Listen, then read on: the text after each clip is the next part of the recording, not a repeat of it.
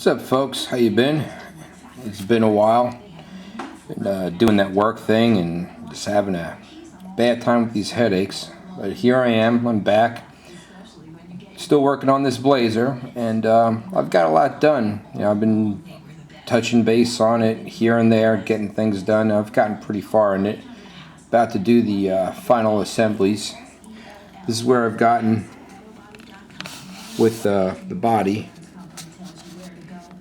And once you get to see it, it actually looks pretty good. I was, as you all know, kind of unsure about the color combination, and with the clear coat, as you noticed, the colors have gotten a bit darker and, to me, more vibrant.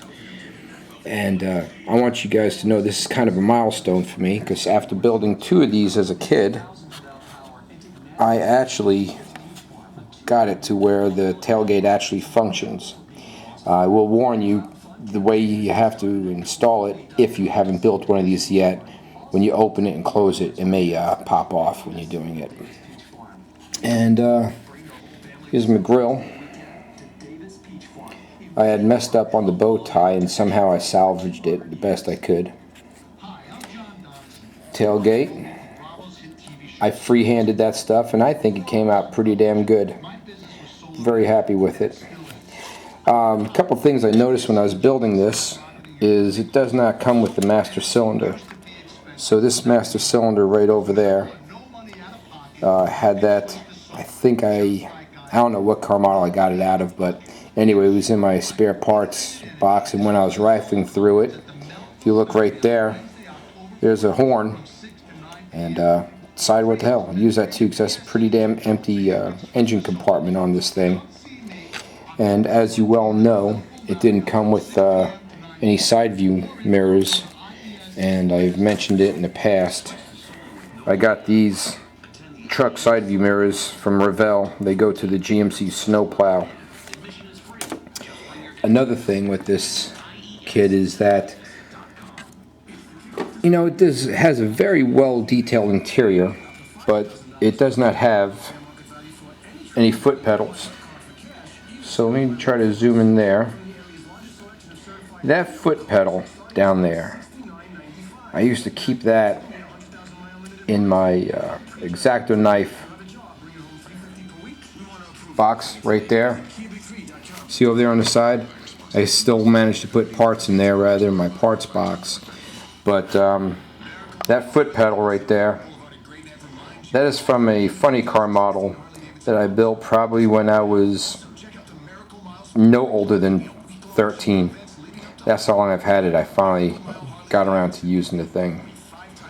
And when we last spoke, I was going to use the headers because I wanted to put the side pipes, but I went ahead and I went with the stock exhaust on it. So where I am now is I have to put these on the bottom. Got to let them dry overnight. Okay. So while they're drying, I am going to go ahead and use the tow bar on this thing. And while these bad boys are drying on the bottom of it so I can do my final assemblies tomorrow, I'm going to go ahead and put the decals on this thing. Here's my toolbox, my hard hats. And on the decal sheets, what I thought was pretty cool is they came with these Boondocker kit decals, but they're pretty much outlandish. Those Universal Construction window decals, these right there, put them in the windows like they're, identify that he works there. Then down here you have these tiny ones. I'll put them on the construction hats. And over here I have a little stash of decals that I've never used. I'm gonna find some to put on the toolbox. I have to find some really small ones. I put the toolbox in the bed of the truck. Didn't use the fuel cans because when you put the fuel cans in, let me show you, you're supposed to put them over here over the wheel wells, but in order to put them in there on the armrests, you'd have to put the seat ridiculously too far forward. And my dad had a Blazer, and we had plenty of leg room in the back there, so you would have to put this seat, and I'm not joking, you would have to put the front of the seat right about where my fat ass finger is, right there. I'm having fun with it. Headaches have been easing up, I think, because a lot of it, here we are in the dead season for yard equipment, and that's what I do during the day. I repair yard equipment and generators, so generator season's coming up, but things have been slowing down at work and they're letting folks go. I'm not one of them, but still, it's kind of a shitty time when you see people you've been working with for about 6 months, and then one Friday, you know they're going to be going, and that's it, and probably be back next season. So winter time's coming around, and I'll be doing more building. This is my next kit right there. I've been putting that thing off about 3 times now to build things, because I was really excited about this Blazer. That is definitely my next project. I'm tired of putting it off to the side. I haven't built a foreign car in a very, very long time. Last foreign car I built, was the only one in my collection, was a old MK1 Ford Escort that I built back in 2010. So I'm really looking forward to that one. That's a 1969 Skyline, the first year they came out with a 2-door. And the way you see it on the box is exactly what's in there. You don't have fancy tuner rims in there or anything. That is the way it was made. So it's pretty sweet. It's a Tamiya. You really can't go wrong with Tamiya. So here's my update, guys. The next one you see, it will be the finished product, and I'm really stoked about this one.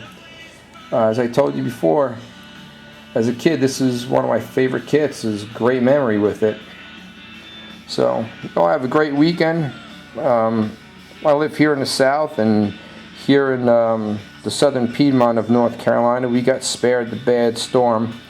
Columbia, South Carolina, as you all heard in the news, they got hammered. And today, we were supposed to have rain for just a short while, and it was supposed to be dry by now. And if you guys are into NASCAR, you can see that the race here in Charlotte is so far rained out.